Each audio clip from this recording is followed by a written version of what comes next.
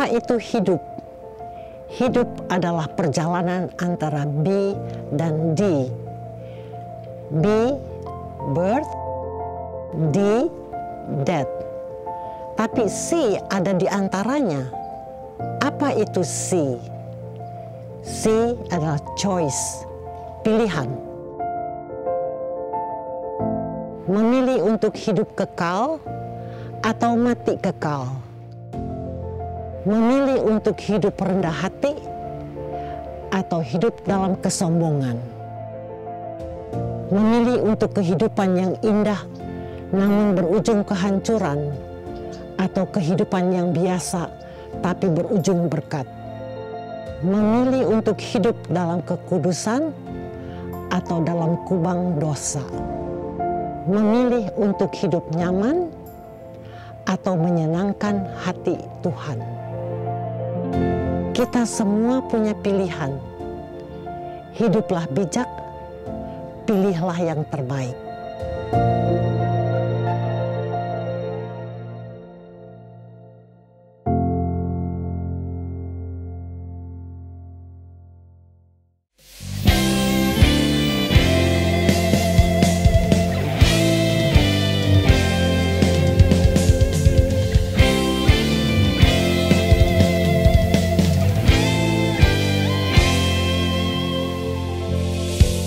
Give you glory for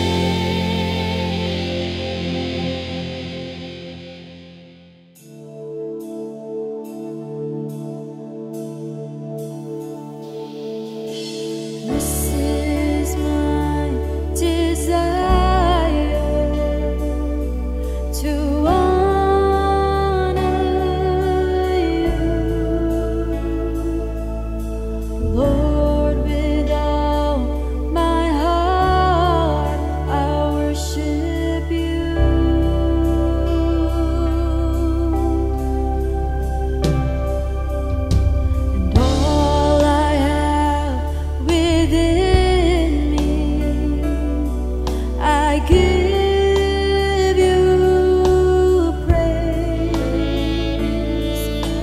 All that I adore is in you.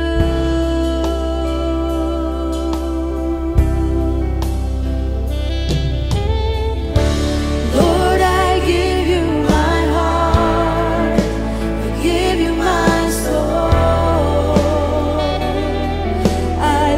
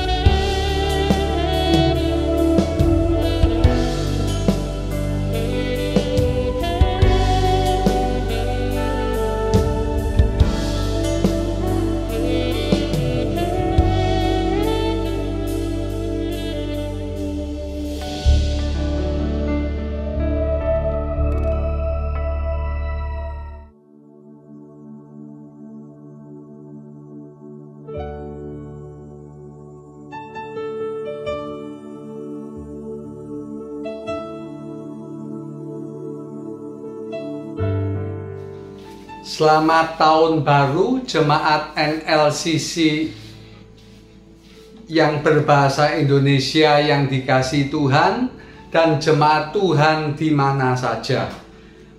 Mari kita membaca Alkitab dari Kejadian pasal 11. Kejadian pasal 11. Adapun seluruh bumi satu bahasanya dan satu logatnya. Maka berangkatlah mereka ke sebelah timur dan menjumpai tanah datar di tanah Sinear. Lalu menetaplah mereka di sana. Maka berkatalah seorang kepada yang lain, marilah kita membuat batu bata dan membakarnya baik-baik. Lalu bata itu dipakai mereka sebagai batu dan tir gala-gala sebagai tanah liat. Juga kata mereka, marilah kita dirikan bagi kita sebuah kota dengan sebuah menara yang puncaknya sampai ke langit. Dan marilah kita cari nama supaya kita jangan terserak ke seluruh bumi.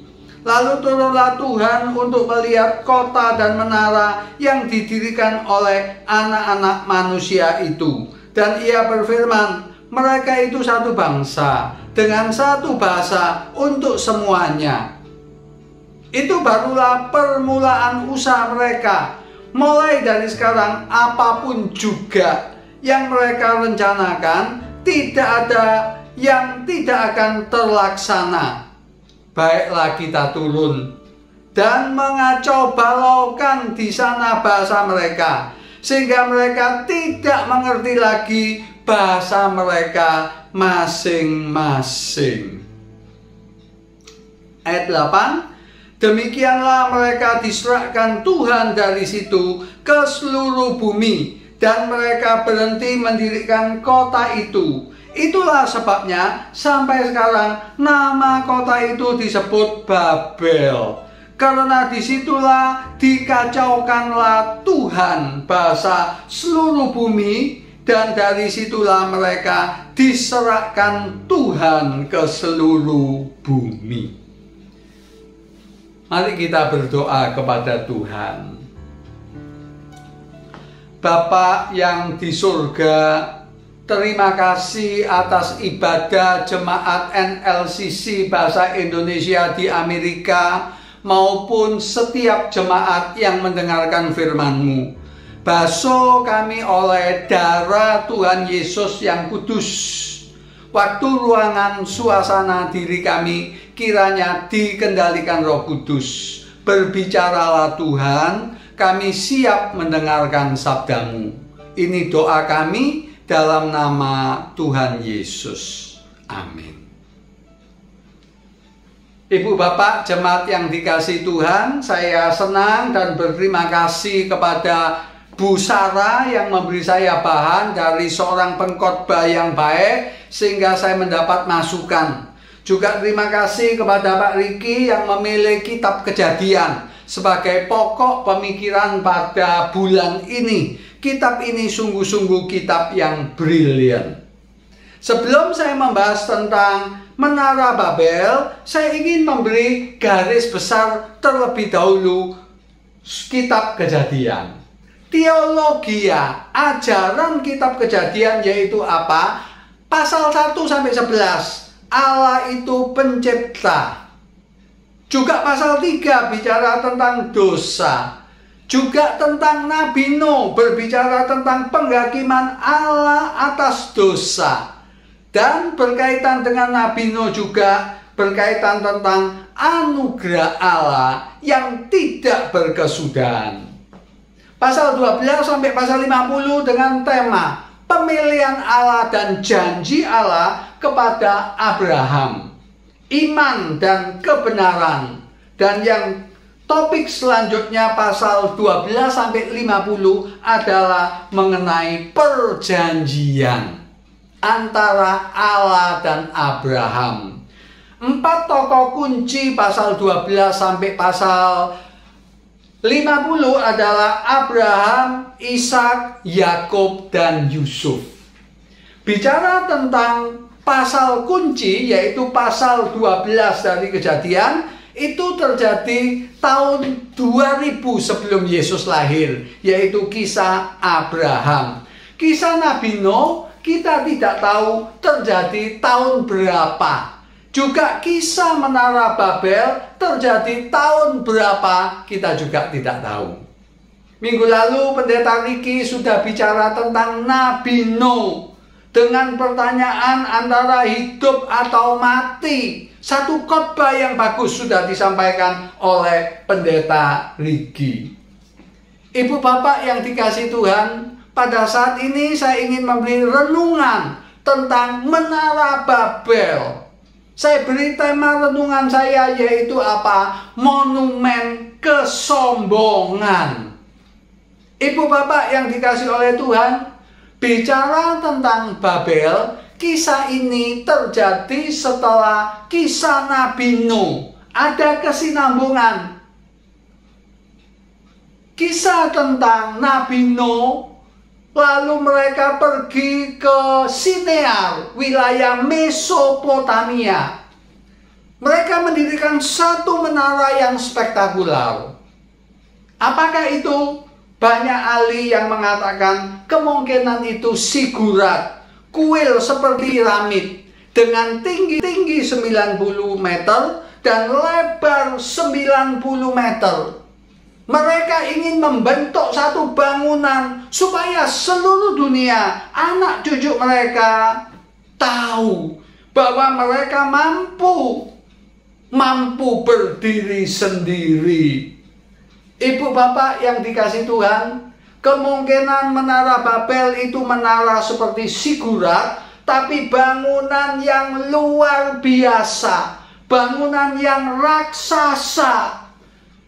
Orang pada zaman itu ingin memberi dirinya sendiri, bangsanya sendiri, suatu monumen. Pada abad 21 ini, banyak orang juga yang ingin memakai gelarnya, ingin memakai uangnya, ingin membeli mobil yang mewah, rumah yang mewah, istri dan suami yang hebat, supaya apa? Punya monumen yang bisa dibanggakan. Ibu bapak, tidak salah punya gelar tinggi, tidak salah memiliki kekayaan berlimpah-limpah, tapi adalah salah jikalau dipakai untuk menonjolkan diri. Adalah salah jikalau dipakai untuk memamerkan diri. Abad 21 ini, konsep tentang melawan hukum Allah, konsep tentang melawan kasih karunia Allah sudah tidak ada lagi, atau lebih tepat berkurang, menyusut dengan banyak. Ketika seorang menolak hukum Allah, ketika seorang menolak kasih karunia Allah, pasti malapetaka akan menyusul. Seperti kisah Menara Babel ini, dikatakan kota itu disebut Babel karena disitulah dikacaukan Tuhan seluruh bumi, dan dari situlah diserahkan Tuhan ke seluruh bumi. Di sini ada permainan kata dalam bahasa Ibrani. Allah secara khusus mengganggu, memberikan kebingungan. Babel, yang artinya pintu gerbang surga, dimainkan kata-katanya dalam bahasa Alkitab Ibrani waktu itu, yang artinya apa? Kekacauan.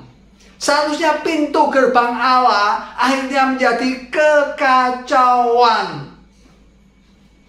Ibu bapak yang dikasihi Tuhan, monumen Babel adalah kesombongan. Membangun suatu bangunan yang hebat tidak salah, tapi kalau motivasinya, keinginannya ingin memamerkan diri, ingin menunjukkan dirinya hebat tanpa Tuhan, maka itulah yang ditentang Tuhan. Sejak zaman Adam, zaman Nabi Nuh, zaman Babel, Menara Babel, sampai abad 21 ini, Alkitab masih berkata, Allah menentang orang congkak. Amsal pasal 6 berkata, 6 hal bahkan 7 hal yang Tuhan benci. Yang pertama adalah mata sombong. Ibu bapak yang dikasihi Tuhan, kalau ada seorang pengkhotbah tamu, khotbah di gereja saudara NLCC di Amerika, sambil berkhotbah dia merokok, sambil berkhotbah dia minum minuman keras, saya yakin Pak Riki langsung dikomplain setelah ibadah selesai. Dan pendeta itu tidak boleh diizinkan lagi berkhotbah karena minum minuman keras. Tapi kalau seorang pengkhotbah, baik pendeta maupun penginjil, angkuh, sombong, meremehkan suku orang lain, meremehkan kekayaan orang lain, meremehkan rasnya orang lain, dia tetap boleh naik mimbar. Karena apa? Pertama, tidak ketahuan. Yang kedua, kesombongan seakan-akan ditolerir. Banyak orang meremehkan rendah hati. Banyak orang yang membanggakan dolarnya, rupiahnya, kenalannya. Tetapi ibu bapak yang dikasihi Tuhan, tidak ada karakter yang lebih tinggi, lebih mulia daripada karakter tidak egois dan rendah hati. Orang yang tidak sombong, orang yang rendah hati akan mengalami banyak kedamaian di batin serta kebahagiaan.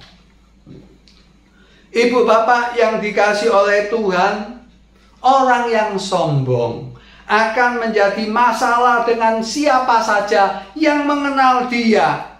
Hal-hal yang kecil bisa membuat orang yang sombong tersinggung. Orang sombong seringkali mengeluh banyak hal. Seakan-akan Allah yang Maha Kuasa itu berhutang budi kepada dia. Harus memastikan dia untuk bahagia. Bahkan orang yang sombong seakan-akan berkata seolah-olah semua makhluk di langit dan di bumi melayani dia, menuruti kepentingannya. Sebab itu pada zaman Adam, ketika dia ingin seperti Allah, itu satu wujud kesombongan. Zaman Nabi Nuh, mereka mengabaikan Allah, itu juga wujud kesombongan. Zaman Menara Babel, mereka ingin mendirikan monumen. Monumennya tidak salah, tapi motivasinya untuk menonjolkan diri, untuk memamerkan diri, itu salah, itu kesombongan dan ditentang oleh Tuhan. Komentator Alkitab berkata, perbedaan dengan Babel adalah Pentakosta. Pada waktu Roh Kudus dicurahkan, satu bahasa dari Petrus didengar oleh berbagai suku yang ada di Yerusalem. Artinya apa? Kalau di Babel, satu bahasa menjadi banyak bahasa, sehingga orang bingung, akhirnya mereka terserak-serak. Tapi di zaman Kisah Rasul, satu bahasa mempersatukan belasan puluhan suku menjadi satu untuk menyembah Yesus. Ibu bapak, persatuan itu penting. Tapi persatuan di Babel ini bukan dilandasi oleh rendah hati, tapi persatuannya dilandasi dengan kecongkaan untuk memamerkan diri. Motivasi itu penting. Seorang pernah berkata, seorang bisa menjadi Yudas ketika berkhotbah, ketika menulis buku, ketika menyanyi untuk Tuhan. Artinya apa? Sarana pelayanan dipakai untuk mencari uang. Motivasi itu penting. Yesus sebetulnya mendoakan persatuan. Yohanes 17, Yesus mendoakan persatuan. Paulus di Efesus pasal 4, kamu satu tubuh, satu Tuhan, satu baptisan. Sekali lagi mengendaki persatuan. Memang bukan persatuan seragam ibadah, bukan persatuan tata tertib gereja, tapi persatuan dalam saling mengasihi. Seperti kata Mazmur 133, alangkah indahnya bila saudara diam bersama dengan rukun. Perjanjian lama sampai perjanjian baru menjamin, mengharapkan persatuan umat percaya. Tetapi yang jadi masalah dengan Babel bukan masalah persatuan, tapi mereka bersatu untuk kesombongan, untuk kecongkakan. Ibu bapak yang dikasihi Tuhan, monumen Babel adalah monumen kesombongan. Mereka ingin terkenal, mereka ingin pamer, mereka ingin menonjolkan diri.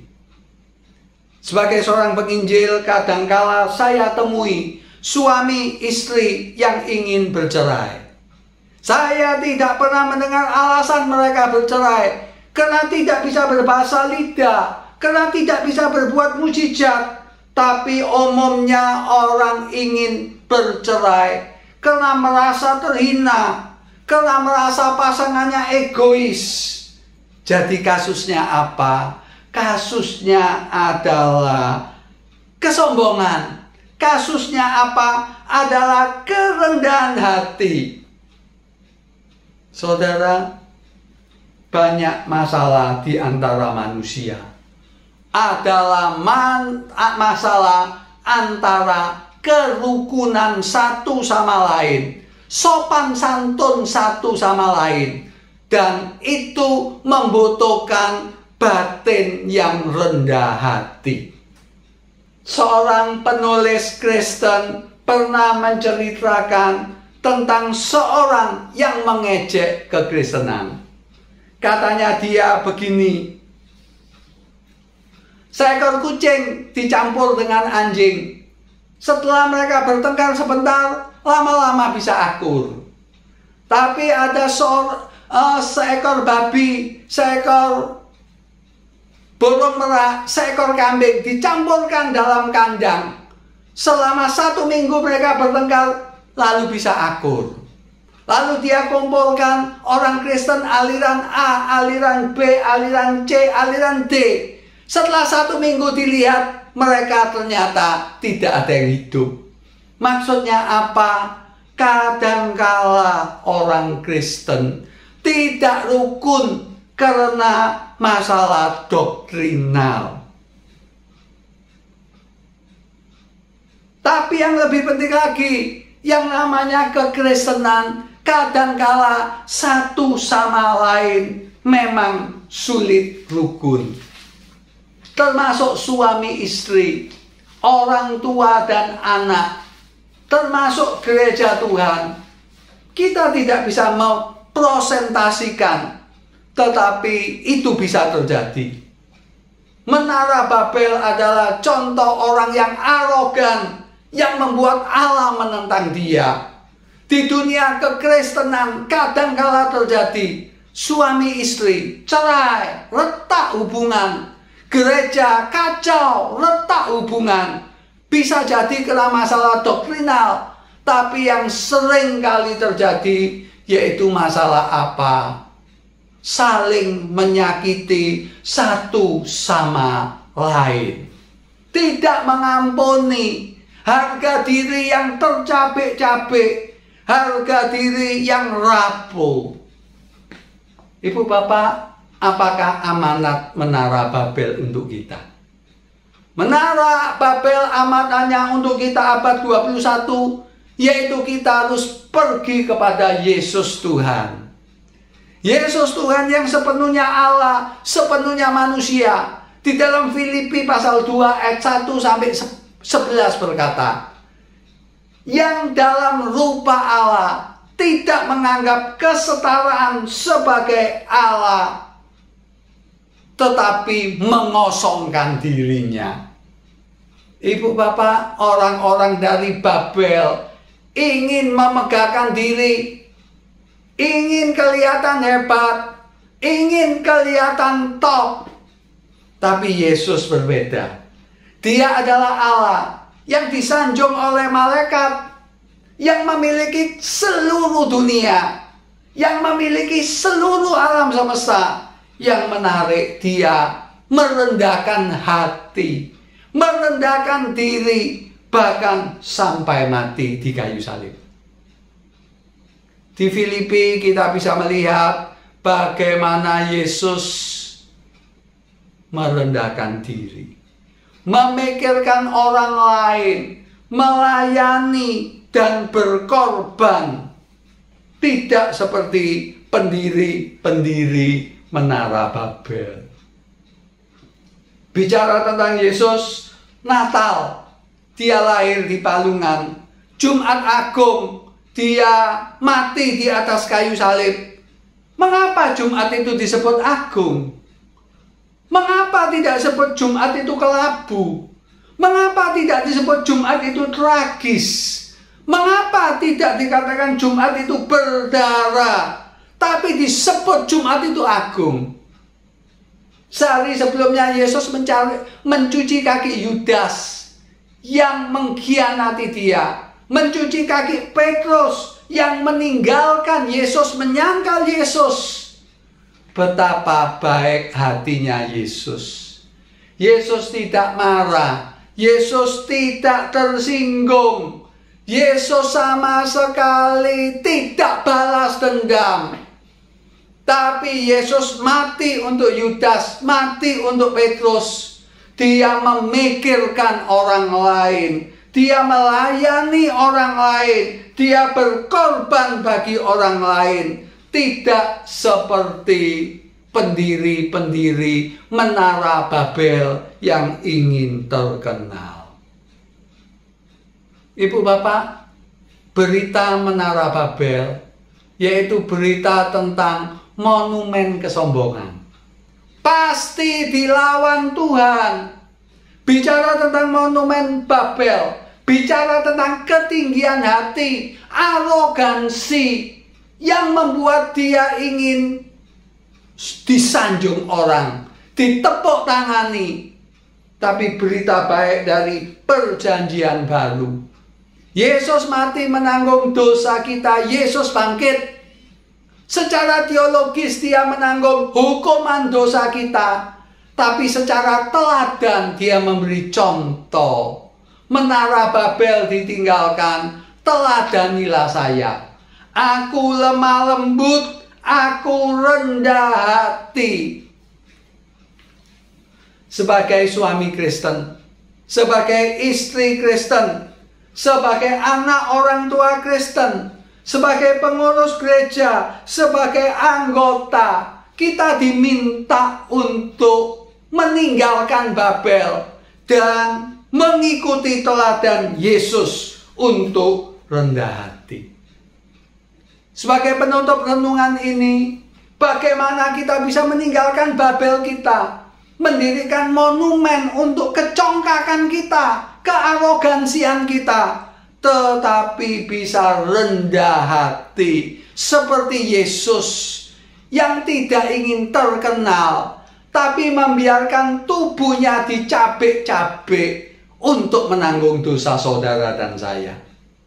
Memang saudara dan saya tidak bisa seperti Yesus. Kita manusia biasa, Yesus ya manusia juga. Tapi Yesus sesungguhnya Allah juga 100%. Dia sepenuhnya Allah, sepenuhnya manusia. Sebab itu dia bisa menanggung dosa saudara, dan itu dibuktikan dengan rendah hati. Tapi puji Tuhan, saudara bisa meneladani Yesus untuk rendah hati dan tidak congkak seperti Babel. Bagaimana caranya? Pertama adalah kepenuhan Roh Kudus. Pada hari Pentakosta, Roh itu dicurahkan. Roh itu sudah ada di mana-mana, tapi dengan takaran penuh dicurahkan yang memulai era anugerah, era gereja. Paulus yang dulunya sombong, Petrus yang dulunya sombong, menjadi seorang yang rendah hati. Sebab itu dia berkata di 1 Petrus pasal 5, rendahkanlah dirimu di bawah Tuhan, Allah menentang orang yang sombong. Soalnya dia punya pengalaman, pernah sombong dan diremehkan. Ketika dia sudah dipenuhi Roh, bahkan menurut tradisi gereja, Petrus disalibkan dengan kepala yang terbalik. Apa yang membuat bisa Petrus begitu rendah hati? Apakah karena pelajaran yang dia terima? Bisa jadi, tapi hal yang dominan yaitu apa? Roh Kudus memenuhi hidup dia. Saudara bacalah Efesus pasal 5 ayat 18 sampai pasal 6 akhir. Hendaklah engkau penuh Roh. Dan buah Roh apa? Alkitab tidak mengatakan mujizat, meskipun mujizat itu penting. Tapi buah Roh adalah sukacita, adalah ibadah yang benar, adalah komunikasi yang baik dengan sesama, dan rendah hati.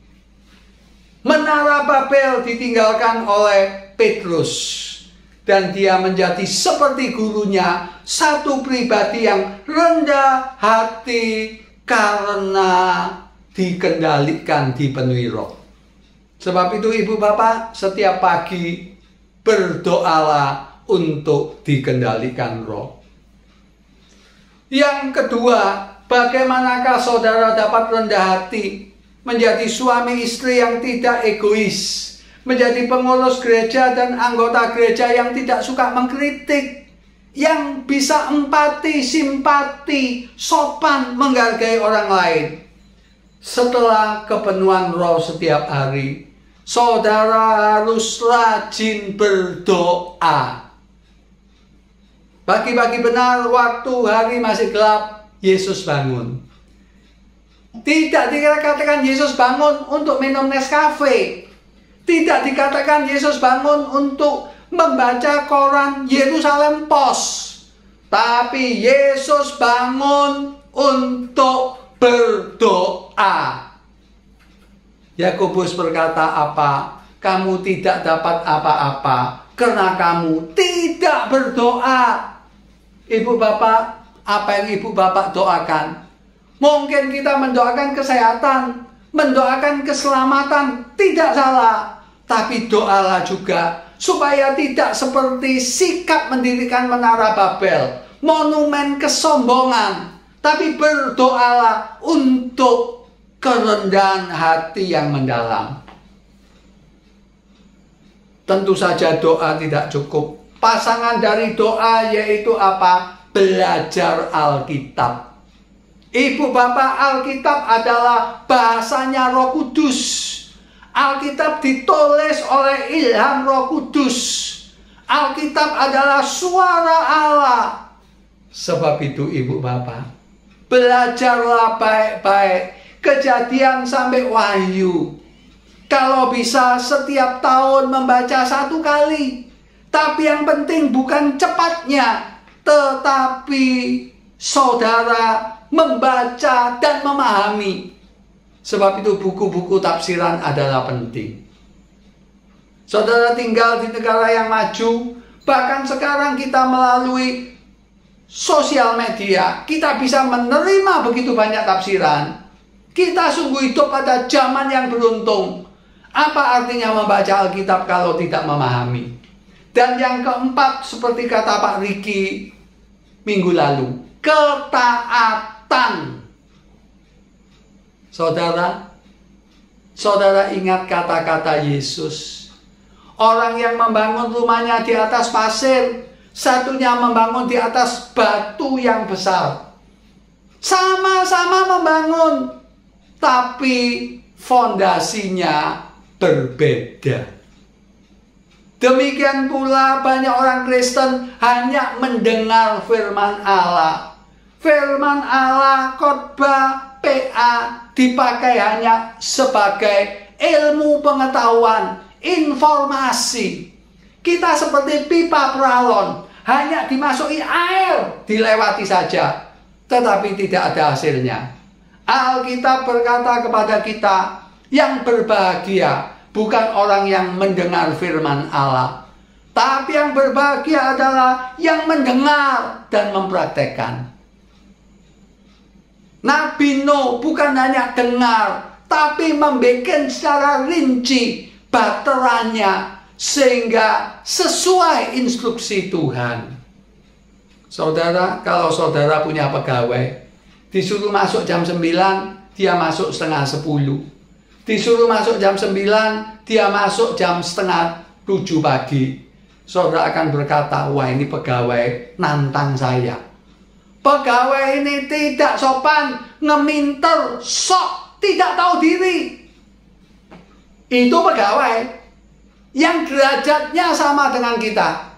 Tapi Tuhan itu yang menggenggam napas kita, yang mengatur alam semesta. Betapa sombongnya kita kalau berani melawan Dia. Saudara ke rumah saya yang ada halamannya, saudara buang kotoran di situ, saudara buang bangkai tikus di situ, itu penghinaan untuk saya. Demikian pula dunia ini milik Tuhan, oksigen ini milik Tuhan. Dia memberi hukum. Hukumnya apa? Jangan sombong. Hukumnya apa? Jujur. Hukumnya apa? Cerdik. Hukumnya apa? Jangan terlibat pornografi. Hukumnya apa? Kasih sesama seperti dirimu sendiri. Tapi kita melawan Tuhan. Babel diporak-porandakan. Babel dibuat tidak berkutik. Oh Pak Lim, saya melawan Tuhan, masih kaya, masih sehat. Saudara, saya hanya katakan tunggu tanggal mainnya. Keselamatan adalah anugerah, pemberian cuma-cuma. Kita tidak perlu bekerja. Tapi jangan lupa, setelah saudara diselamatkan, bahkan belum diselamatkan pun, kalau kita berdosa, pasti ada upahnya. Di depan rumah saya itu ada pohon mangga. Setiap musim mengeluarkan buah mangga, tidak pernah mentimun, tidak pernah manggis. Kenapa? Kodratnya mangga. Sebab itu Allah berkata, apa yang kita tanam akan kita tuai. Bagi menara Babel, kesombongannya diganjar dengan diserahkan, dibuat bingung, dibuat kacau.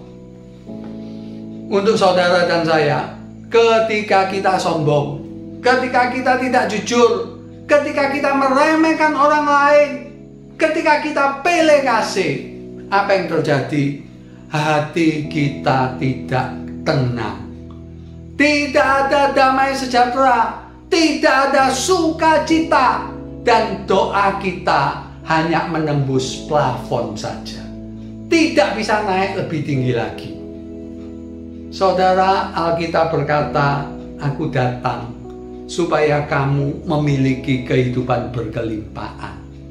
Buah roh, kasih, sukacita, damai sejahtera. Paulus dilempari batu, Paulus kapalnya karam, tapi di dalam batinnya ada aliran hidup yang membuat dia mengalami sukacita dan damai sejahtera. Saudara, jadi ada 4 cara supaya saudara menjadi suami, istri, jemaat yang tidak sombong, tidak mendirikan monumen seperti Babel, tetapi menjadi orang Kristen, suami, istri, jemaat yang rendah hati. Pertama, mintalah setiap hari kepenuhan roh. Kedua, berdoalah. Kamu tidak dapat apa-apa kalau tidak berdoa. Ketiga, belajarlah Alkitab. Renungkanlah pada waktu siang dan malam ketika senggang. Dan yang keempat, jangan lupa aplikasikan firman Tuhan. Saudara tidak lebih pintar dari Allah. Saudara tidak lebih memahami dunia lebih daripada Allah. Apa yang Dia tulis semata-mata sangat berguna. Mari kita berdoa kepada Tuhan. Ibu bapak, apakah saudara sombong, punya monumen berupa kekayaan, berupa teman, berupa gelar. Itu tidak salah, tapi jangan membuat saudara congkak, sehingga pilih kasih, sehingga menganggap tidak perlu Tuhan. Oh saudara, kalau begitu, saudara seperti katak yang naik pagar. Tidak tahu, katak tidak mungkin, maaf bukan katak tapi kura-kura yang naik pagar.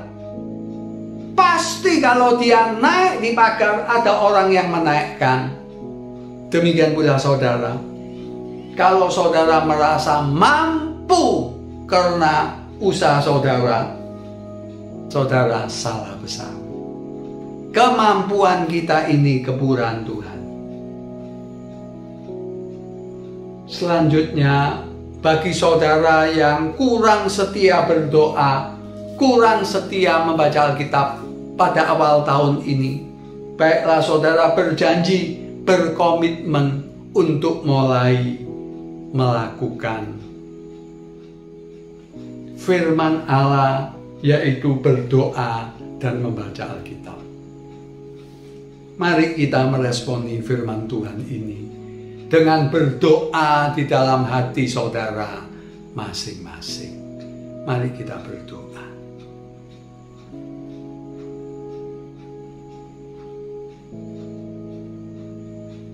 Bapa di surga, jadikan kami pelaku firman-Mu.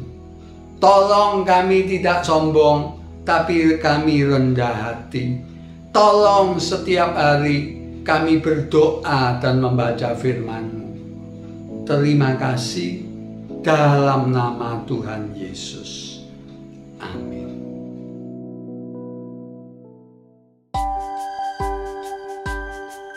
Baik Bapak Ibu, doa saya kita semua diberkati oleh kebenaran firman Tuhan hari ini yang disampaikan oleh Bapak Penginjil Lim Kahok dari Sidoarjo, Jawa Timur di Indonesia.